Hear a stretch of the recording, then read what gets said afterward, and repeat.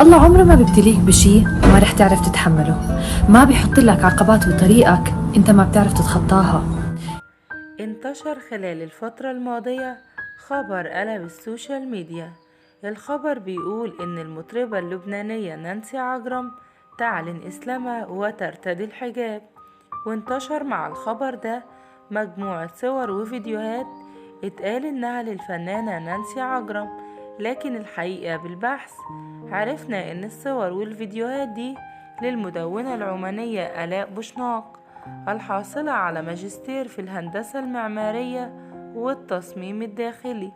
وكمان آلاء هي ناشطة وليها تأثير على السوشيال ميديا، والموضوع ملوش أي علاقة بالفنانة اللبنانية نانسي عجرم زي ما كان بيتقال على السوشيال ميديا. والمعروف عن الفنانة نانسي ديانتها وهي المسيحية، وكانت قالت قبل كده في لقاء ليها إن ما عندهاش أي مانع إن بنتها تتجوز من شخص غير مسيحي أو مسلم.